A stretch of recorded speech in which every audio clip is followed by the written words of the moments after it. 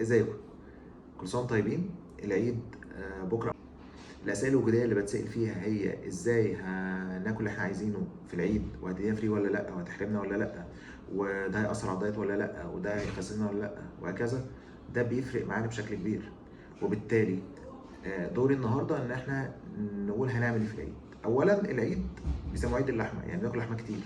حط في دماغنا ان اللحمه الكتير غلط على الكلى، لان الرواسب بتاعه اللحمه بتبقى عباره عن نيتروجين، والنيتروجين ده بيأثر على الكلى، فلازم نشرب ميه كتير قوي قوي عشان نعوض ده.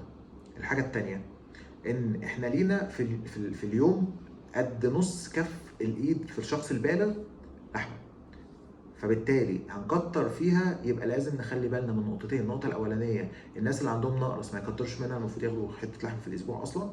والناس اللي كانت لحمه كتير تاخد ميه كتير طبعا، وتاخد حاجات مدره للبول زي الشعير وزي البقدونس. والحاجات دي كويسه جدا عشان ما يحصلش مشاكل. اما للناس اللي بتعمل دايت، فانا بديهم 3 ايام فري، ياكلوا اللي هم عايزينه طبعا بكميات ضئيله، ما يزودوش. ولكن جهز نفسك انك لبعد العيد هتبتدي مرحله معينه بتستمر من 5 ايام لاسبوع تقريبا، بناكل فيها اكل قاسي جدا او دايت قاسي جدا عشان نعوض اللي فات.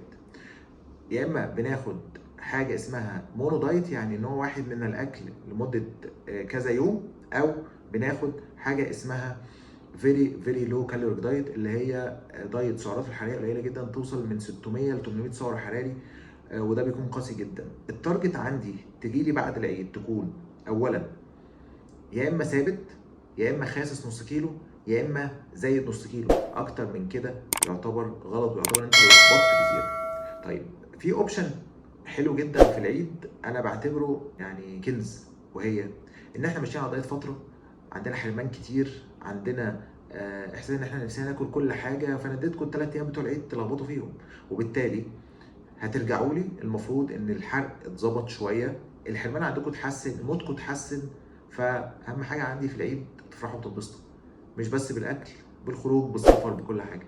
ما تنسوش اللايك، الشير، السبسكرايب على اليوتيوب. ما تنسوش الفولو واللايك على الفيسبوك. ما تنسوش الفولو واللايك على الانستجرام والتيك توك. كل سنه وانتم طيبين. انا محمد غلاب، اشوفكم على خير، والسلام.